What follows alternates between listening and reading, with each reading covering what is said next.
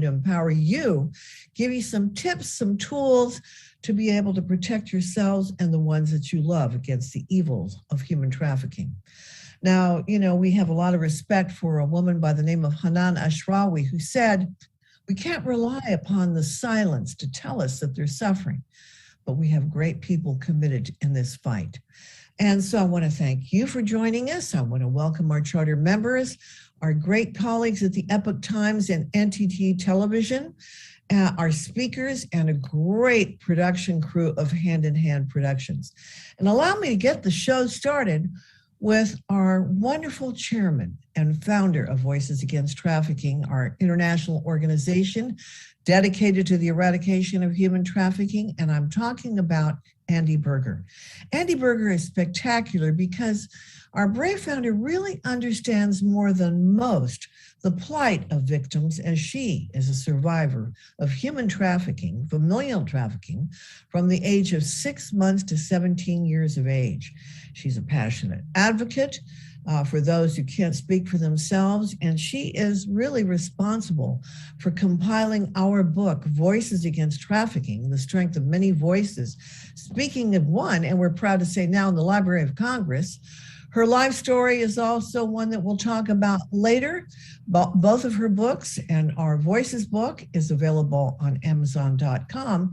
And some of you may know Andy. You've seen her across the airwaves on television, podcasts, speaking in person in places like the United States Capitol and the FBI Academy, universities, churches, nonprofits across the United States and abroad.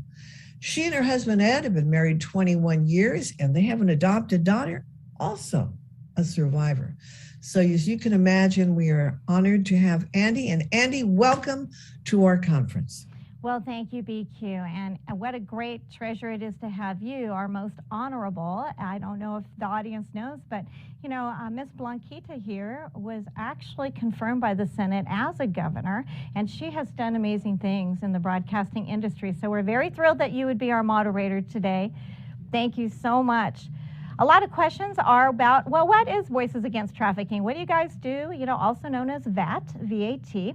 Well, we're kind of a network of networkers. And basically, we're like the hub of a wheel. And the spokes are individuals like you watching today, or corporations, or nonprofits, or other people that simply want to help. We have legislators, we have so many people involved. And the more spokes that we have in a wheel, the further we can go, the stronger we are. So that's where we say we are the strength of many voices speaking as one, so that we can have leverage with legislators all over, whether it's the city council in your area, the school board, or even higher up to members of Congress. We have many members of Congress from both sides of the fence, as we say, because we're nonpartisan, and they believe in human rights like we do. They believe in protecting your children and all innocence from the devastation of human trafficking, sexual exploitation, and all of the other things that can ruin a child's life, because it's a life sentence for a victim. I think a lot of people don't understand that once an act has been committed against them, it can never be erased. Yes, there can be healing. Yes, there can be a new normal, as we'll talk about shortly. But at the end of the day, that person is never the same because of one hideous act. And imagine if it's repeated over and over, whether it's in a family abuse system or trafficking or foster care or wherever. So we're here as Voices Against Trafficking and Sexual Exploitation, and today we have a phenomenal lineup of people who are going to help you learn how to protect yourself and others that you love. So I hope you stay tuned for the entire program. It'll be fairly short, and we don't want you to miss anything. But in case you have to take a break, make sure you go to voicesagainsttrafficking.com. Voicesagainsttrafficking.com is our website. We have helplines and hotlines and things that will continue to help you in the moment when maybe you aren't always as prepared. So there will be good information there. And of course, we invite you to add your voice to voicesagainsttrafficking.com. All you have to do, go to our website, click on Add Your Voice, and all that does is really put you on our roster so we can get that million names we're looking for to take to Congress and say, hey, these people want you to do more. They want you to do better for the innocents in our communities because they are our national treasures. So thanks for your attention, and we're going to get started. So back to BQ. All right, and I can't wait because we kind of missed with Chris Meek last time. He's such a busy guy. We love Chris Meek. He's one of our favorite guys. And he's the host of a powerful program. It's called Next Steps Forward. It is an informative, uplifting hour every Tuesday at 1 p.m. Eastern Time on the Voice America Empowerment Network. He's a charter member, a charter media member of Voices Against Trafficking. In fact, he's a powerful supporter of, and actually one of our great sponsors of our new television program that'll be starting soon called Voices of Courage. But you need to know about him. He's the co-founder and chairman of Soldier Strong. It's a charitable organization supporting U.S. service members and veterans. He launched Reach Strong, an online resource containing articles and videos that are focused on fostering, supporting mental health, very critical, and emotional well-being. It serves as a leading resource for brain health information. He's going to tell you how to log into that. And also, he has a brand new book that we're very proud of for him. It's called Next Steps Forward. It's a story of service and sacrifice, trial and resilience, and of war and coming home. And I think he'll even talk about a pair of shoes. It will enlighten you to understand what our military face emotionally, mentally, spiritually, and to help American warriors better understand themselves. We love them. We want you to get right to it, Chris Meek, and welcome to our forum. Thank you for that very lengthy intro. I think you've eaten into about half of my airtime, so I'll try and keep it short and concise to the point. And Andy, thanks for having me. It's an honor. And again, apologies for my missteps last time with my calendar. So truly apologize for that, and to the viewers and listeners. As BQ mentioned, I'm a guy who I guess gets bored pretty easily. I always need something to do. And just a quick background story. I was raised in upstate New York by a single mom who was a deaf education teacher. And I grew up with twin beds and never really realized why until maybe about 10 years ago. And the reason was, if you think about deaf education 40 years ago, they didn't have the resources then that they do today. So kids with different special needs were all mainstreamed into one class. So my mother had kids ages 6 to 21, all in the same class. And on any given day, she would bring a student home who had physical abuse, mental abuse, sexual abuse, and they would stay in that other twin bed. And her mantra was, give back when you can, not when you have to. And that really didn't hit home until several years later. And it was really at 9/11. I was at ground zero that day and saw everything that happened. And so knew I had to get back in some fashion, but didn't know how it would be or when it would be. And that started the launch pad of Soldier Strong, which is now 13 years old, which originally was focused on supporting active duty military. We were sending care packages to Iraq and Afghanistan, and has since transitioned into providing funding and donating medical devices to VA medical centers for injured veterans. Specifically, our two main products, one's an exoskeleton, which enables a paralyzed veteran to stand and walk again. And then most recently, right before COVID, thankfully, we started deploying a program called Brave Mind, which is virtual reality software to help veterans suffering from post-traumatic stress. And it was through the Brave Mind program I started learning about mental health, using the veteran population as that 1% sort of sample pool. And like I said, it was right before COVID. And as COVID hit, you learn more and more about the mental health struggles of Americans and global citizens as we went through that, the 2.5 years we're coming out the other side of now. And, from that, right in the beginning of COVID, launched the podcast, as BQ mentioned, and the network had reached out to me prior to the COVID. And I said, well, you're telling me I've got a face for radio, but, thanks, but no thanks. But then I found myself not commuting to New York City every day. So it gave me 3.5 hours of my life back. I thought, okay, I'll give it a shot. So we're about to renew for our third year next month. And the big focus has been on mental health. And I'm very thankful for the podcast because that's where I got to meet Andy. And Andy was a guest of mine about 1.5 years ago. We just had our 100th show earlier this month. And Andy has been our only repeat guest on the show. So I kind of think it's like Saturday Night Live in terms of who gets to be the host the most often. And so Andy's the most host or most guest on the podcast. So, in meeting Andy and speaking with her and learning about what she'd gone through and who and what she'd become, gave me my next issue to get behind. And, I live in a suburb outside New York City in Connecticut, and you always hear about, well, it's not my neighborhood, it's not my neighbors, it's not anybody on my kid's soccer or baseball team, and that's exactly who it is. And, as a father of 3 children, 2 girls and a boy, 2 teenagers and a 10-year-old, really thought, okay, I need to sink my teeth into this. And so, as I mentioned, have had Andy on a few times, had BQ and Andy on one time. Most recently had Heather Fisher on, who was the previous presidential administration, the first human trafficking czar in the country, in the administration. And so this is something that needs to be top of mind. It's something that we all need to open our eyes to. We cannot stick our head in the sands like we have for the last 100 years, 150 years. And as different events unfold, like the war in Ukraine, as you see more and more refugees coming across the southern border, human trafficking only gets worse. And we need to, as Andy mentioned, get those 1 million signatures, talk to our representatives in both the House and Senate.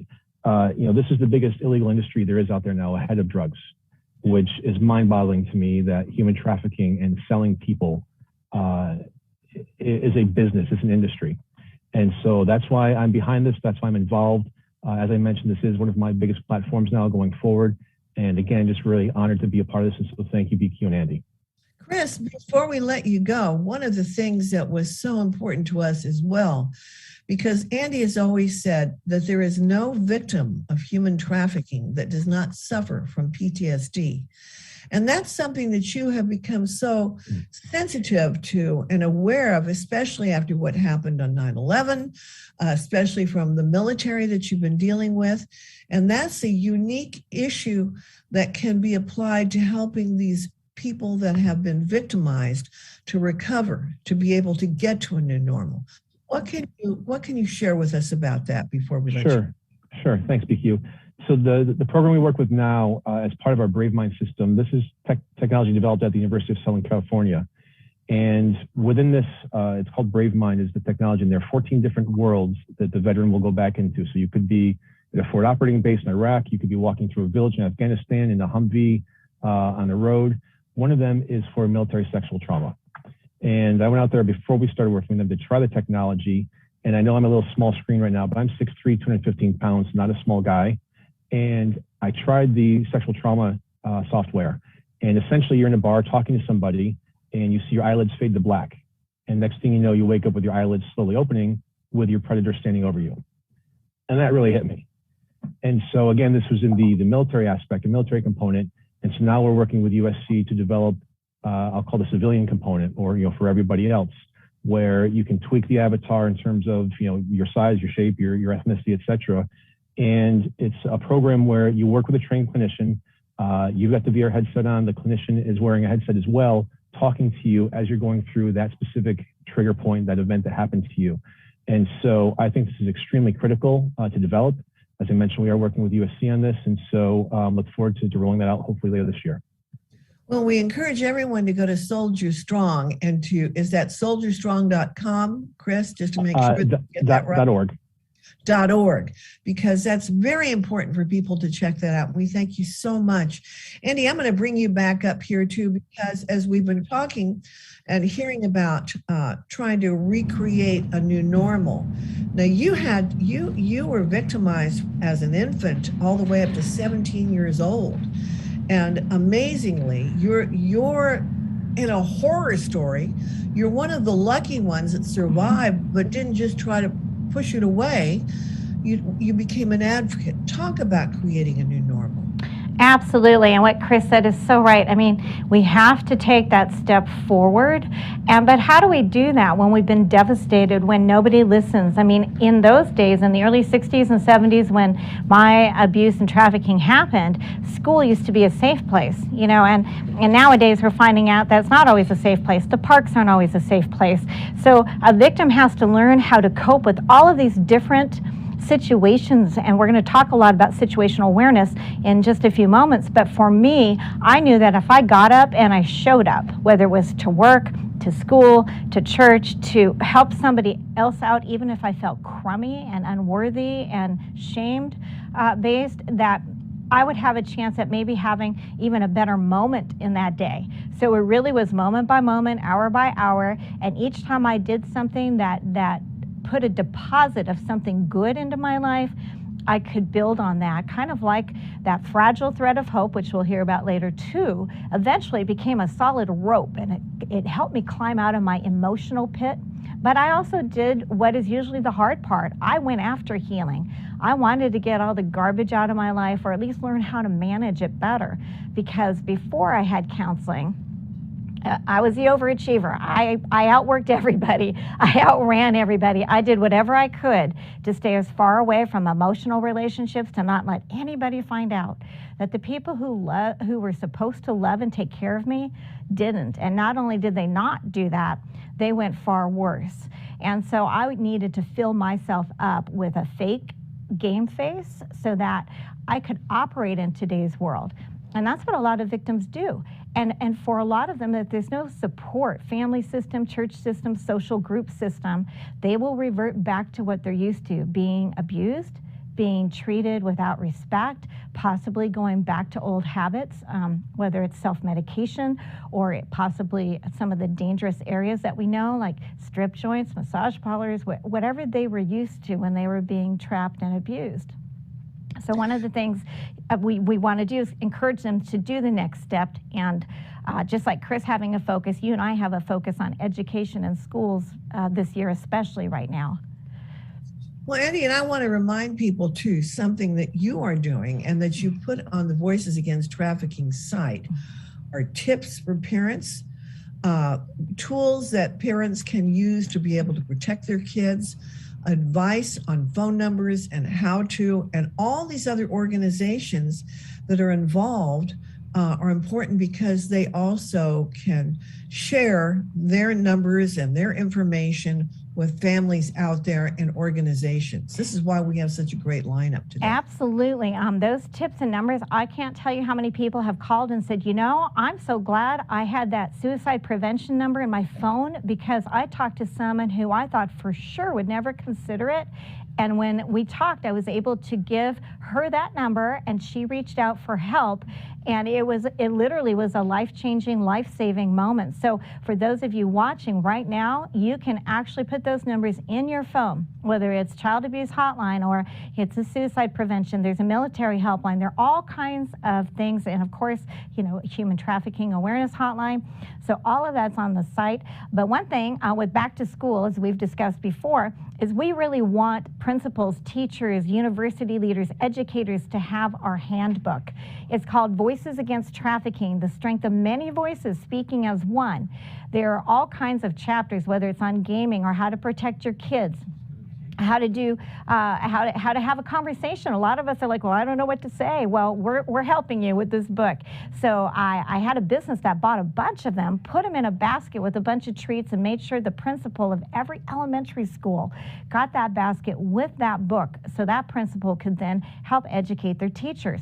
So if our production team will just run that really quick video, that will be awesome. And then BQ, back to you.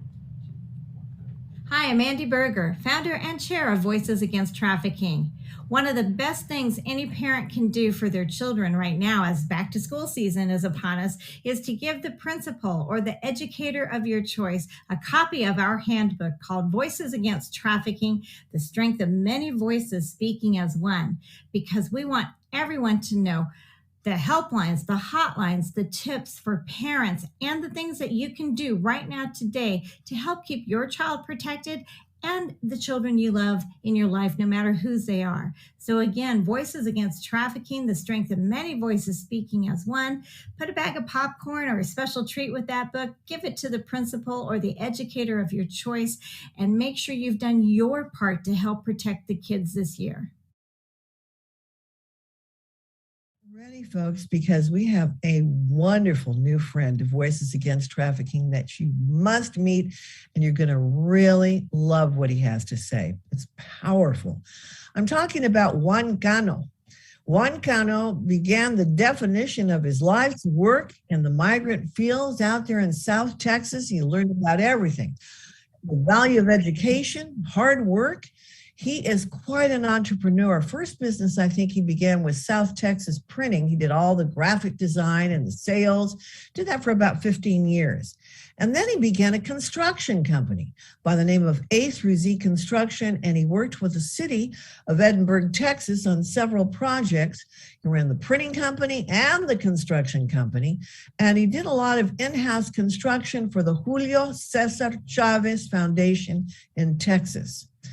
And through all of that work and working on those Texas properties for low-income housing, it kind of led him to a decision that changed his direction a bit, made a difference in changing and helping lives. He found his real calling in law enforcement, and he joined the Hidalgo County District Attorney's Office as an investigator as an HITDA agent. He moved into the area where he was assigned to the Domestic Violence Unit, and he says it was there that he found and the need and developed a software that could help bridge the gap between the victims, the law enforcement, and the prosecution. He worked so many hours. I can't tell you, this guy's driven. And he put everything that he learned from all of his other experiences into working with victims and the needs with the prosecution in mind. And he's going to tell you about that software. In fact, he says the days of re-victimizing the victim by having to prove that they are being harassed and threatened by their victimizer is over. So I'm very honored because Juan Cano is currently the co-chair of the Rio Grande Valley Anti-Human Trafficking Task Force. He works tirelessly with his software that's helping victims. And he said something that's really touching. Juan, you said, I know in my heart that our software is going to change the way that victims are helped and how calls are handled by law enforcement. Un placer, Juan Cano. Bienvenidos y gracias por venir. Juan Cano, the software developer of the Crime Victim Special new platform. Thank you very much. Thank you very much. A great introduction. Thank you so. First of all, I'd like to thank everybody who is here on the panel and those who are joining us. And yes, what a great introduction. Once you hear, you can't even imagine you've done so many things. But yes, I have done that. What led me to develop this software was basically working with the victims of the domestic violence unit. And we help victims all across, not only from domestic violence, victims all across, from assaults, sexual assaults, trafficking. And that is where I found my calling. We had a victim that came in about 4 or 5 times, came in with a little girl. To this day, I don't know if she spoke English or Spanish. But that little girl, the last time her mother went into the victim's unit, she looked at us like, please help us. We need help. Help my mother. That being said, I went and spoke to the director and asked, what else can we do? And she said, well, aside from standing outside her house 24 hours a day, they know that they can go and they can harass and threaten these victims. And that just sparked something in me. I went home after hours. I worked on the weekends. And 10 months later, I developed the software that is going to stop the re-victimization and the he said, she said. This software is in Hidalgo. It is in Hidalgo, in Willacy, and in Brooks County. That's where they have the software. And so far, I've gotten good reviews as far as, is it even working as a deterrent? Where they were getting so many calls of victims being re-victimized or being harassed, those calls have gone down. That being said, working with the Rio Grande Valley Anti-Human Trafficking Task Force, I have been able to tweak my software to help victims of trafficking, to help victims of sexual assault, to help victims all over, that if they ever feel threatened or they ever feel in danger, they can turn on this software. And it can summon law enforcement, it can alert a loved one, and it can even gives the recording of 30 seconds of audio and video to be sent to law enforcement to preserve the chain of custody and help with prosecution. This software can be used in any type of situation. And that is why I am here. That is why I'm here to and glad and so happy to join Voices, because y'all are doing a great thing, because human trafficking does exist. A lot of people think that it doesn't. And what a lot of people don't realize is that human trafficking, over 40% of those victims that are being trafficked are from here, from the United States. Right. They are our sons, our daughters, our mothers, our sisters, our nieces, and our aunts. Also, not to forget the males.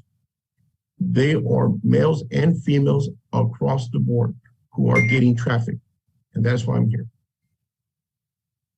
Well, Juan, let me ask you real quickly, just a couple of questions. First of all, you're in the area of South Texas that is seeing such the worst numbers in human trafficking coming across the Rio Grande border and Reynosa and McAllen, that whole area.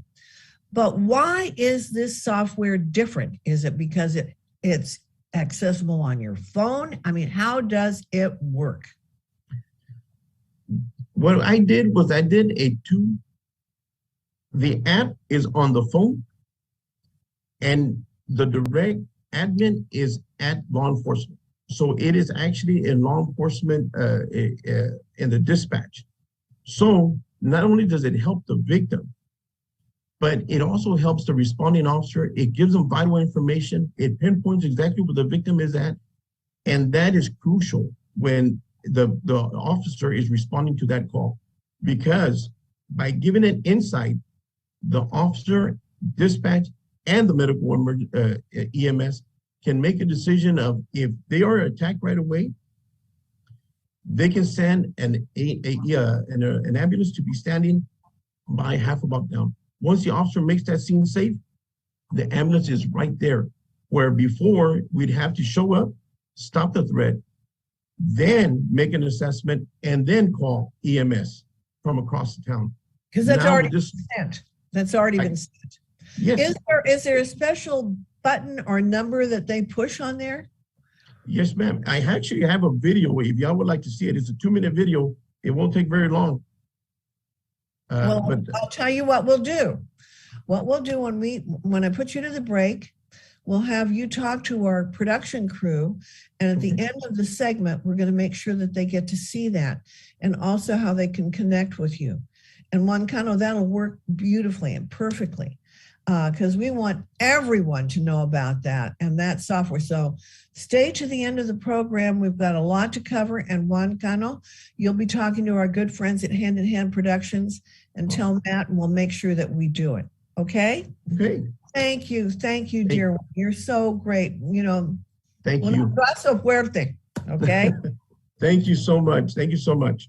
And we have such a great lineup for you today. We love that we have heroes and people that care and that they're thinking. They want to empower you by teaching you how to have a new vision of being able to protect yourselves, your loved ones, to make schools, churches, workplaces, and communities as safe as possible. And so that's why it's logical that we're just going to move right into the next great speaker. And that's Brian Searcy, because he is the president of the Paratus Group. He's got a great vision on how to empower all the workplaces and schools and individuals. He's got unique experience. And with the help of his Paratus Group team, they have actually revolutionized situational awareness and how the training is conducted and the learning, and allowing the opportunity for every single member of the community, for individual people, to learn how to become the true first responders. In fact, they talk about prepared to survive, critical understanding. And he says it's important to learn about what left a bang means. He's going to share that with you, because obviously I'm learning along with you. He is great in supporting Voices Against Trafficking. And I want you to know that, you know, a lot of these individuals like Brian have had decorated careers. He served as he's a retired colonel in senior leadership in the United States Air Force. He was a commander and a combat veteran. He transitioned to executive roles in business. He's a writer, a publisher, a public speaker. And of course, he co-founded this incredible group called the Paratus Group. This is back in 2019. So he's going to talk to you about these new methodologies and programs that are going to allow for the learning of situational awareness. And Brian, we're so excited. I love that you're wearing your fabulous blue t-shirt as you're a partner with us here in Voices Against Trafficking. And welcome, my friend. Hey, BQ, thanks for having me today. Yeah, human trafficking, if it's not the largest criminal enterprise in the United States, it's the second largest criminal enterprise, and it is in our backyard. So we've heard that a couple of times. We have a human trafficking month. We have nonprofits that talk about the indicators of our kids potentially being human trafficked or bred by the predators to be brought into that human trafficking, because we know that today over 88% of all human trafficking is done online, either on an app on a phone or through a gaming system.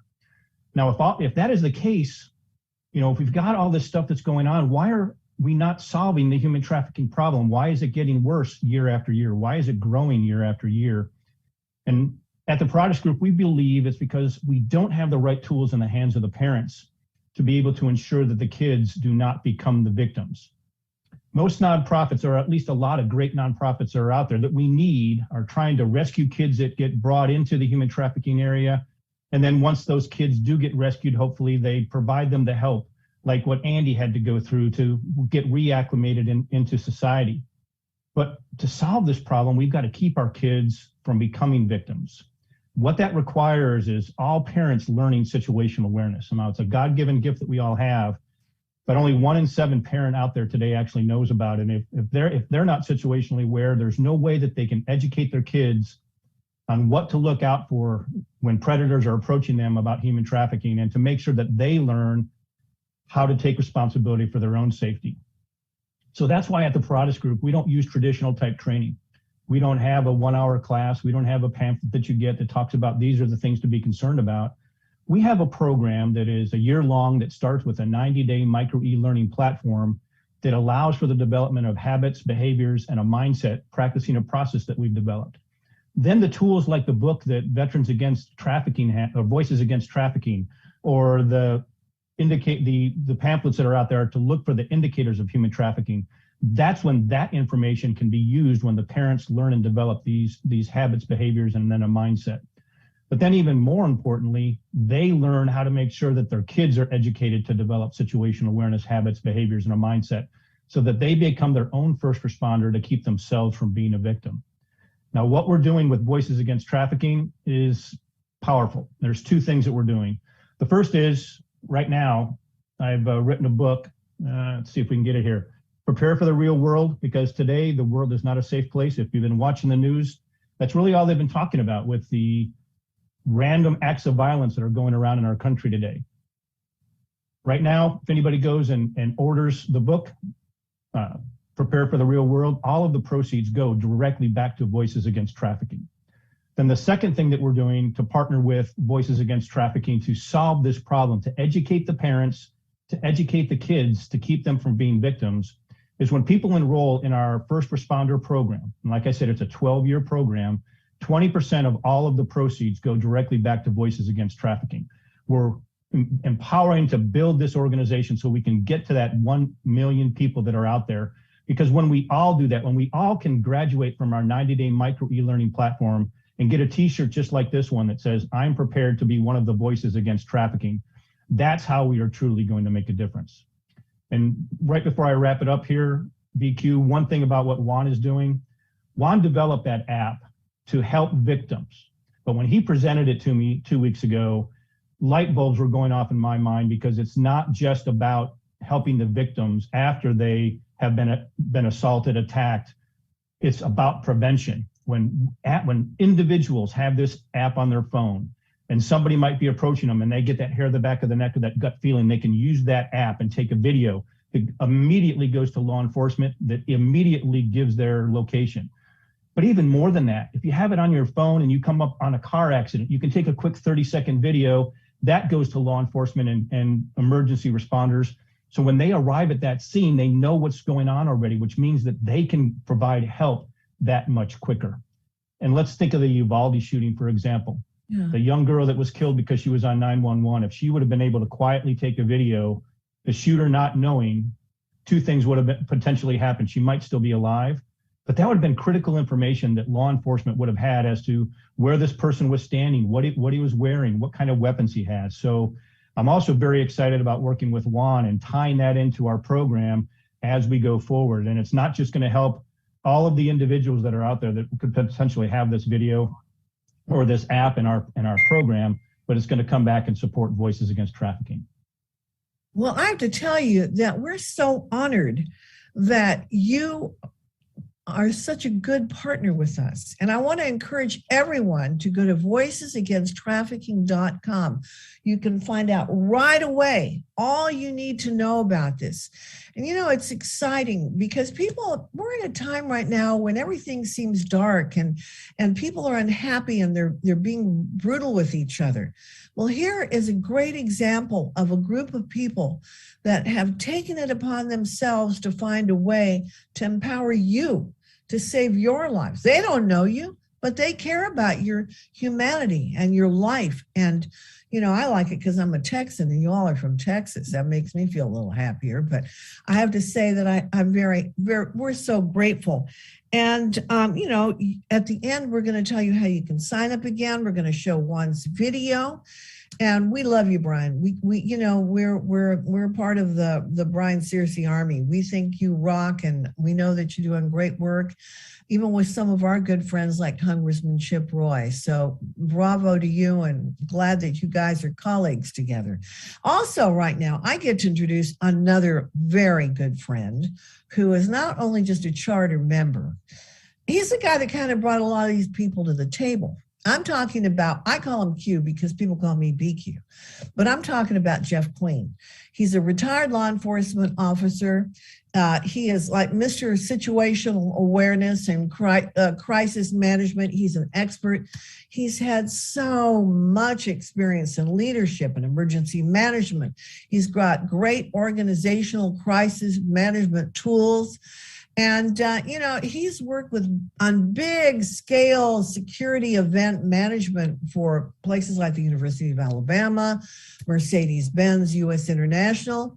He's done so much work to heighten situational awareness and improve crisis leadership.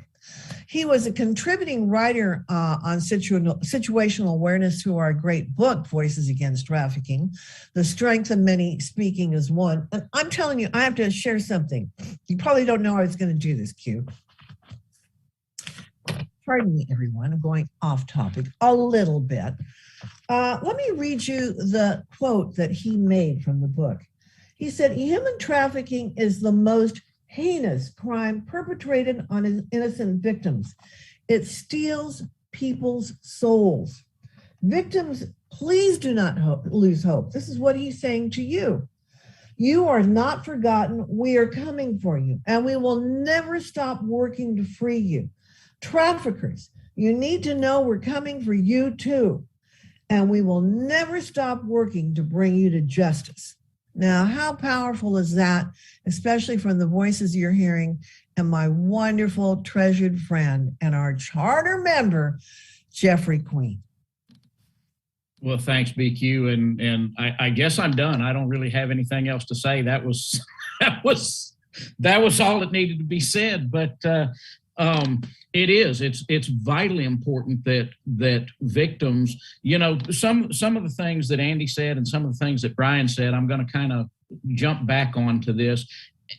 We talked a minute about how so many of these victims still go through their everyday lives, right? They go to school, they go to church, they go and do all of these all of these things, which means that it is possible that the victims are actually going to see this message, and they really need to know, we are looking for you. We are trying to find you. We want to help you. And all we need is just a little bit of information. We just need you to practice a little bit of situational awareness, that you can provide us with some information that we can use to come get you and get the people who are harming you, victimizing you. And it really does go back to what Brian was talking about mindset. And I want to talk just for a minute about something that was very revealing to me over the weekend. And I had to go run an errand. I'm going to the store, and I'm pulling up to a stop sign in front of a big grocery store to let people coming and going in and out of the store cross the road.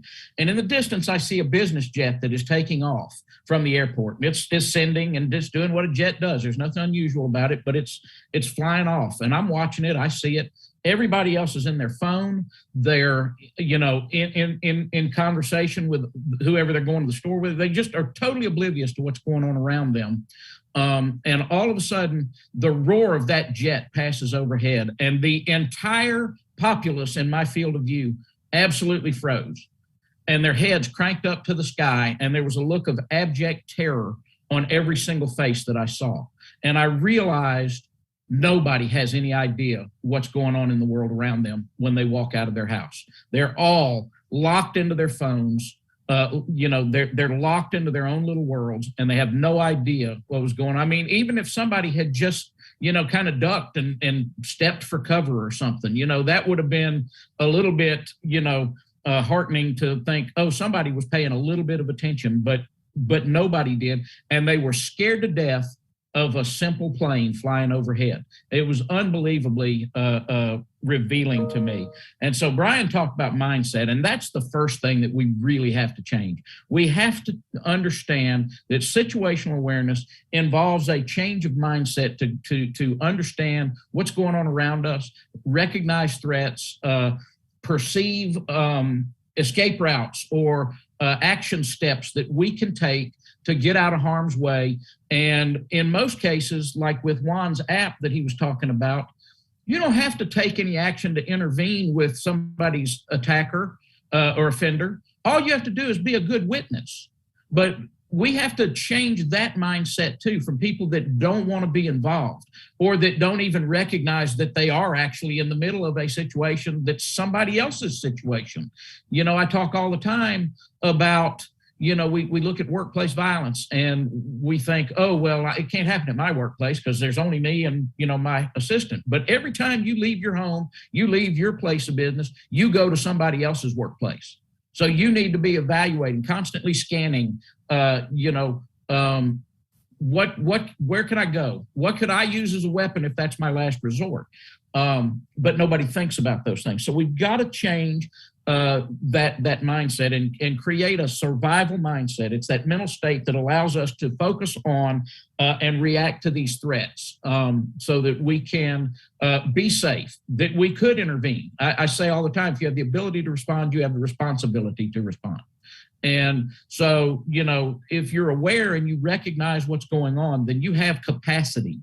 And when you have capacity, you're powerful. And so you have to take this and, use it to your advantage. Now, you can go get training classes like Brian's talking about with the Paratus Group.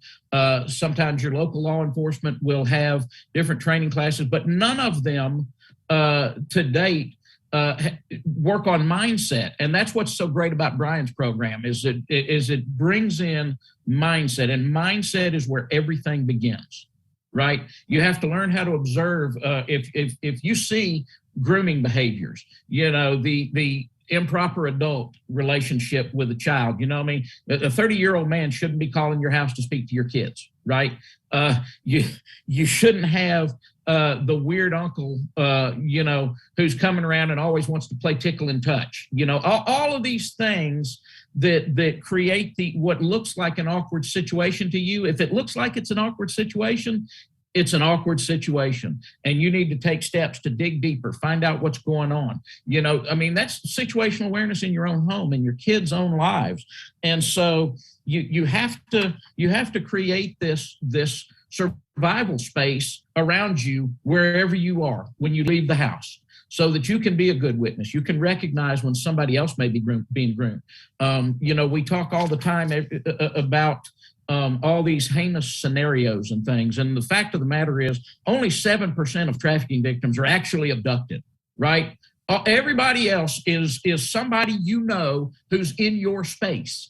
It may be somebody that's a kind of a stranger that's trying to get close to you, or somebody in your family. Those are observable situations that you can recognize and intervene in. All of this goes back to mindset and understanding capacity and developing a skill set. In my years in law enforcement, Juan's years in law enforcement, Brian's years in the military, we didn't come into that with the instant ability to read and react to a situation.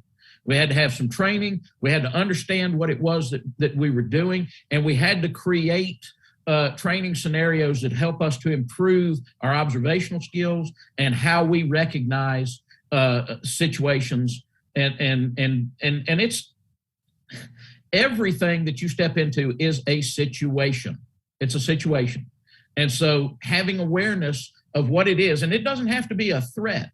It's just a circumstance, right? It's just whatever's going on with you when you leave the house. And you have to recognize that and be prepared to deal with it, whether it's a traffic accident that happens in front of you or it's an active shooter event. And so that's where all of this is so critical and comes together to fight human trafficking. And I say this all the time as well. We look back on the African slave trade. 12 million people were traded during the African slave trade. Right now, today, around the world, 50 million people are being trafficked.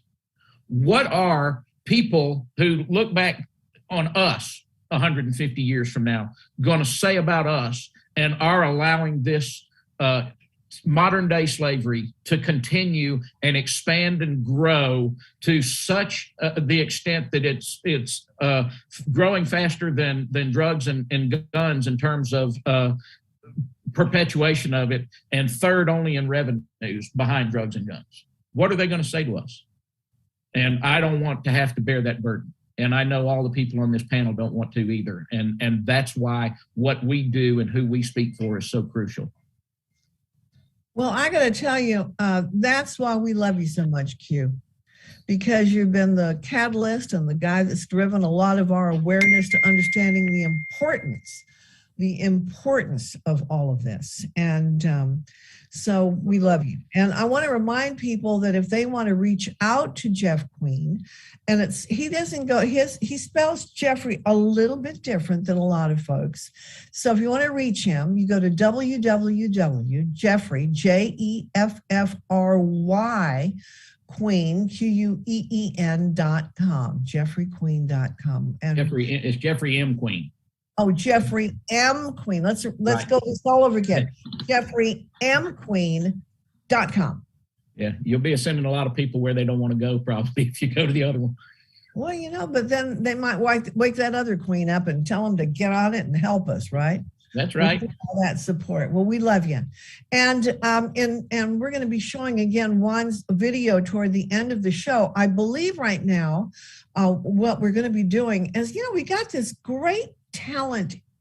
I love Kim Monson. She is fabulous. She is a warrior for this program that she is We the People.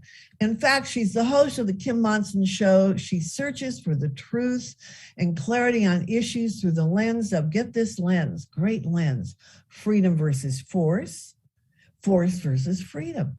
She hosts the American Veteran Stories.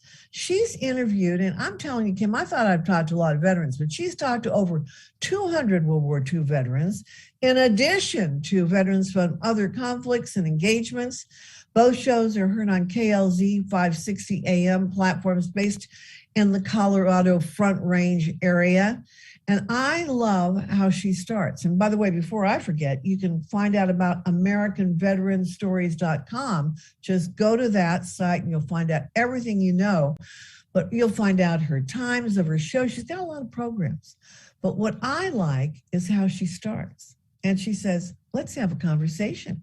So Kim Monson, my wonderful new great friend and talent, we love you. Let's have a conversation. And we need to hear your little volume up there, I think. We'll get the mute off. Let's try it again, Miss Kim. This is, you know how broadcasting is. There we go, my dear. Go for it. Okay. Thank you. And thank you for inviting me to be part of this. I've gotten to know Andy over the years, and the work that she is doing is so, so important. So I thank you so much. And indeed, we look at these issues of freedom versus force, force versus freedom. And if something's a good idea, you shouldn't have to force people to do it. And as I've gotten to know Andy's story, I realize how it's unbelievable to me. And the number that you just shared, 50 million people being trafficked throughout the world at this particular point in time. It's absolutely unbelievable. But how we treat our children, how we care for our children defines really what a society is. And we cannot stand by and let this occur with our children. And it is remarkable to me, in not a good way, what is happening regarding curriculum in our our government-run schools, regarding actually grooming our children to become victims of sexual predators.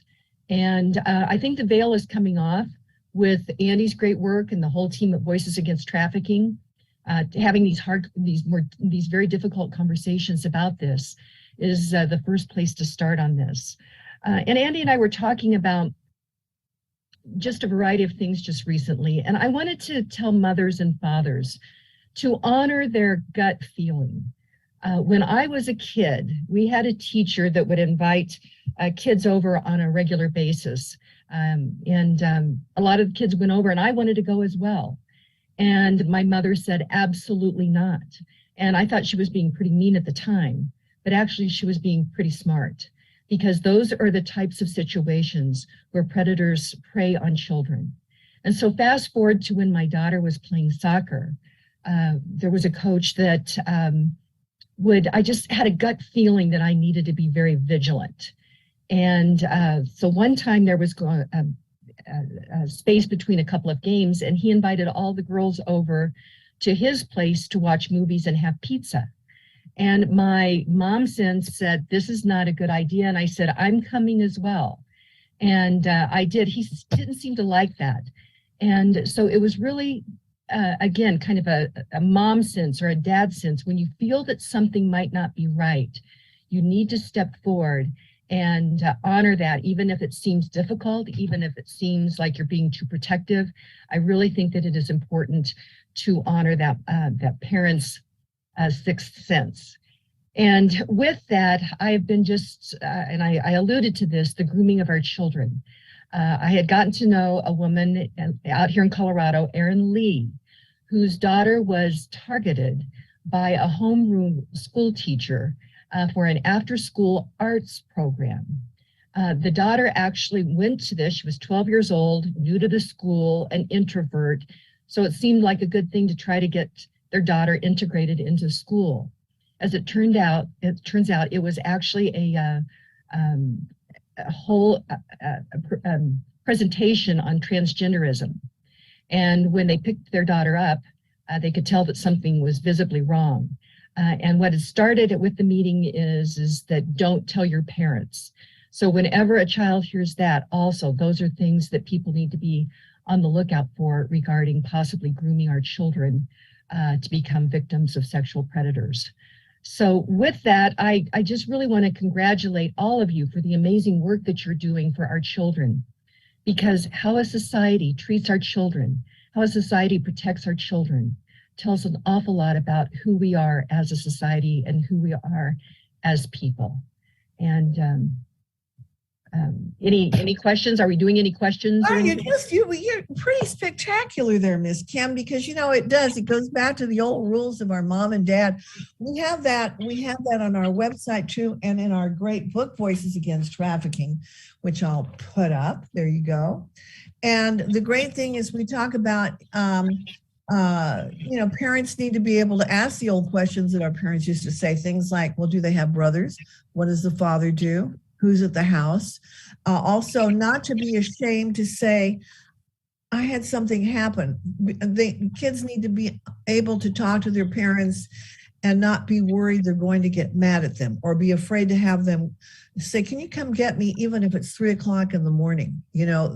That is a communication bond there. But, you raised some great things there, Kim, about terms, words that even now are becoming, shall we say, words that we're afraid to use, terms like grooming. People now are looking at, if you use grooming, you're going after a certain particular person, or they've said instead of using the word predator, they want to use the term MAPS. So I think we have to be able to look at evil and say what it is and call it to its face what it is. And that's something that you've talked about, Kim. I really thank you so much, as always, for joining us. And give us your site as well so that they can go and look at all your shows. You've got a ton of shows. Okay. Actually, it's two. The first is the Kim Monson Show. That's MONSON. It is spelled MONSON, sounds like MUNSON, but it's KimMonson.com. And we are on Monday through Friday, and we are searching for truth and clarity by looking at these issues through the lens of freedom versus force, force versus freedom. My other show is America's Veteran Stories. That's americasveteranstories.com. And I just have to share with you, today we recorded an interview with 99-year-old Jim Sterner, who was wounded at Battle of the Bulge. And that will broadcast this Sunday. And that's on Sundays, 3 to 4 p.m., 10 to 11 p.m., and then on Saturday nights, 10 to 11. So I thank you so much for including me in this important work. Well, thank you for being a warrior. That's important, a warrior against evil. These are tough times, and it takes fearless, courageous people and voices like yours. We love you. Thank you, Kim. Love you too. And I gotta tell you, we have interesting people that you may have not met before. And our next guest, I think we're having a little trouble with her video, but she's important for you to get to know. And we're talking about Kate Soderberg. She is a licensed clinical social worker. She's a grant reviewer. She started out doing a lot of this at the Department of Justice, which she kind of branched out into grant writing as a profession and a professional sideline, especially dealing with nonprofits that really help people. And she took us under her wing. And we love Kate Soderberg. And we're so grateful that she believes in us. And we wanted to bring her on.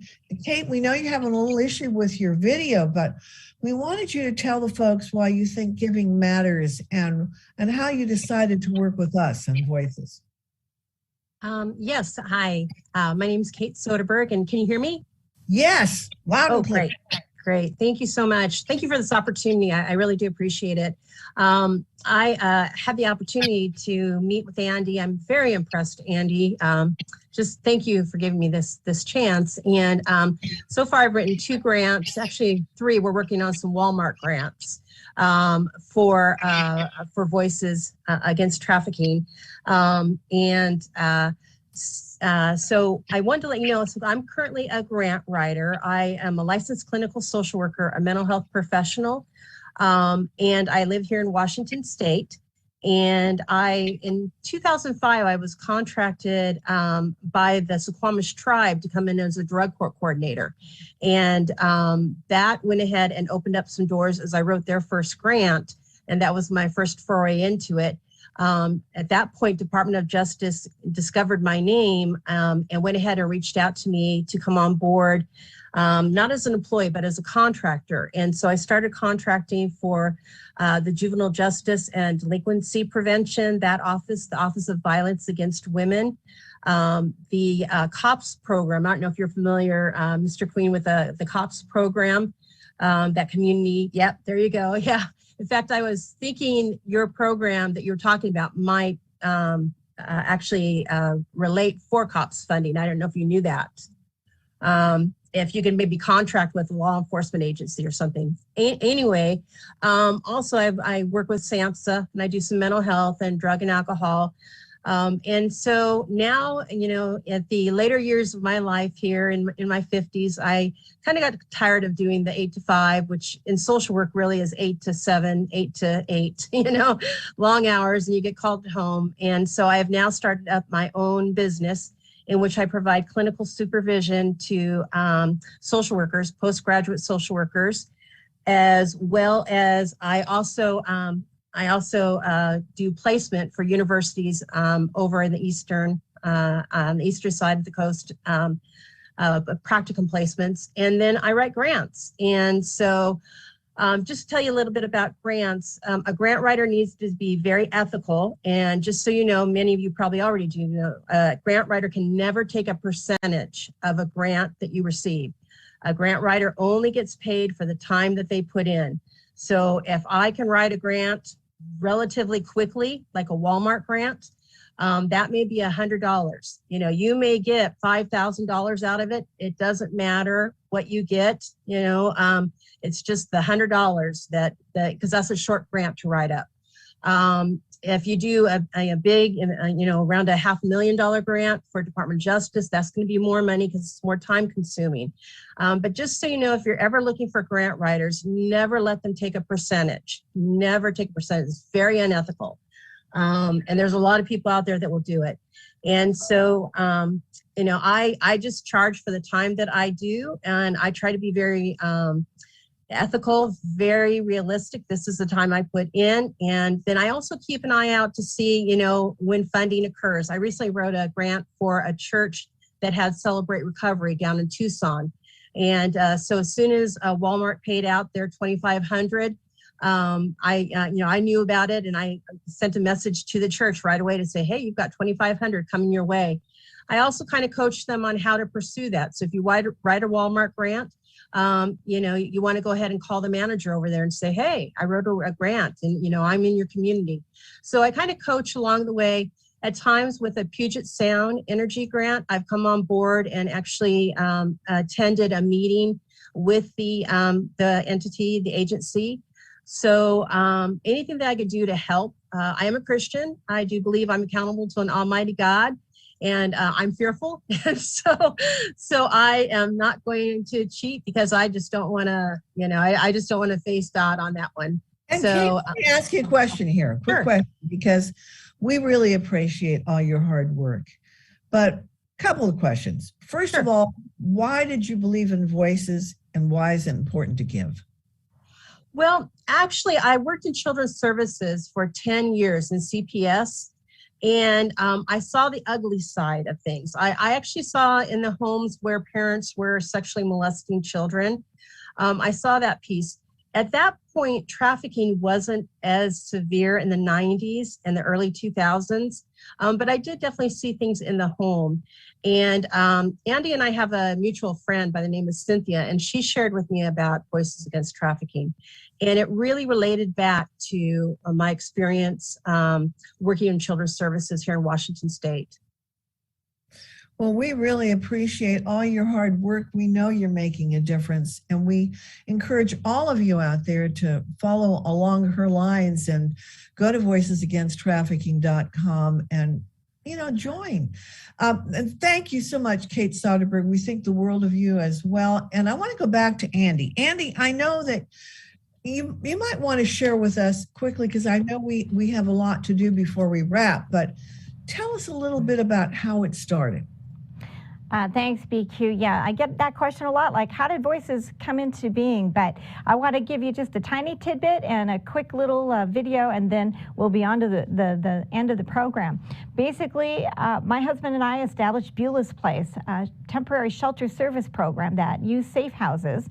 And for 14 years, we probably rescued or assisted in the rescue of 300 plus teens off the streets, just in Central Oregon. Some were trafficked, a lot of them were, some weren't, many were just abandoned, but all were sexually abused, and they were running from something that was more terrifying than they thought the streets would be. But guess what happens when a 16, 17, 18-year-old hits the streets and they have no money, they don't have cars, they don't have work, they don't get to shower regularly, they don't eat regularly.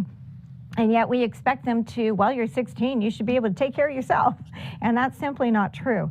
So through all those experiences and many more, that became such a successful program. We received national attention, and then one of those little God nudges said, you need more voices, Andy, go get more voices. And that's how Voices Against Trafficking came to being. But there was something in the middle of that, so I'm going to ask our production team if they can just go ahead and play that quick video, and then BQ, we're going to give it to you to take care of the next video and wrap up our show. Okay. Hi, I'm Andy Berger, founder and chair of Voices Against Trafficking. But before I was founder and chair of Voices Against Trafficking, I've spent a lot of time working through my own issues as a survivor of child sex trafficking. And later on, a friend of mine, Kay Ferris, she said, let's write your story and let's tell people who these kids really are. So we did. The book is called A Fragile Thread of Hope, One Survivor's Quest to Rescue. It is available on Amazon.com. And with every book sold, we give 45% of net proceeds to victims of child abuse and child sex trafficking.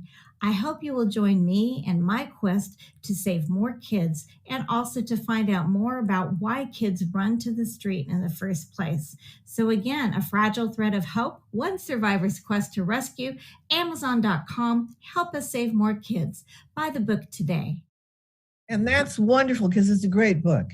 By the way, we promised you that we were going to take you to the video that Juan Cano has to explain his great new software that he's developed. It is life-saving. It's going to change the future for a lot of victims of crime. And Juan, we are so honored to be able to show it.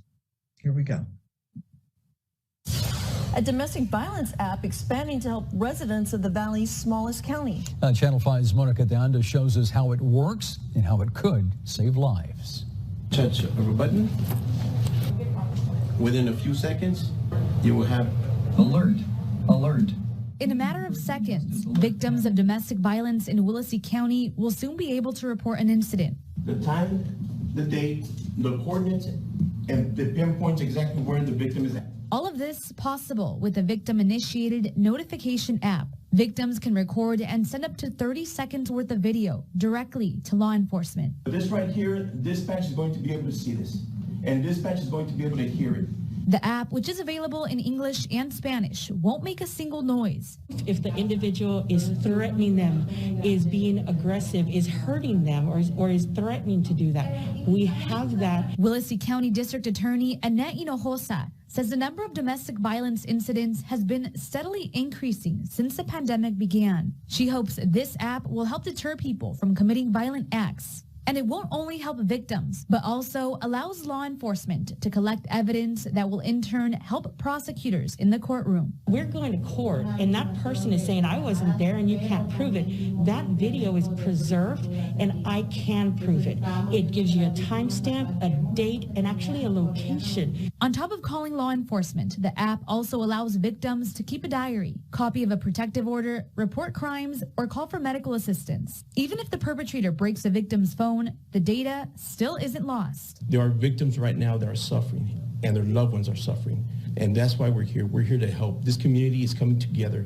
The county hopes to roll out the victim-initiated notification app in the next few weeks. Monica de Anda, Channel 5 News at 5. Very important news for you to have. And as we're wrapping up, a domestic violence app expanding to help residents want to make of the Valley. sure that you know to follow us. You can follow us on Facebook at Voices Against Trafficking, on YouTube, Twitter, Instagram, and LinkedIn. And we always want to make sure that you have the numbers you need to have. For example, the Department of Homeland Security for suspected trafficking victims. The number is 1-866-347-2423, 1-866-347-2423, and the National Child Abuse Hotline, 800-422-4727. 4453, 800-4453. There's a lot to wrap up here with, but please don't forget, you want to protect yourself and your family with our first responder program that we're so honored to be partnering with, the Paratus Group. You can go to us on Voices Against Trafficking. You'll find out about paratuslearning.thinkific.com. They've got courses, and you'll find out about that on our great Voices Against Trafficking. We want to make sure that you think about joining us. We want to get 1 million voices, and you can become a member for, it's not that expensive, for $50 a person. We use every single dollar in putting together the programs and outreach and teaching, and it means a lot. So please think about joining us at voicesagainsttrafficking.com. So to all of you, we want to thank every single one of you that has taken time to watch us, reach out to us. We love our speakers and everything they're doing to try to empower people. Grateful heart out to the Epoch Times, NTD Television Network. They believe in the truth and they always support human rights. We are very loyal to them. And to our Charter Media members, our Charter Voices Against Trafficking members, and our special liaison, Eric Karen. And don't forget the great guys that put this together, Hand in Hand Production. And again, to you, our attendees worldwide, think of this. The great words of Wilbur Wilberforce, a great human rights fighter. He said, you may choose to look the other way, but you can never again say that you did not know. I'm Blanquita Cullum on behalf of VoicesAgainstTrafficking.com. We'll talk again soon. God bless you.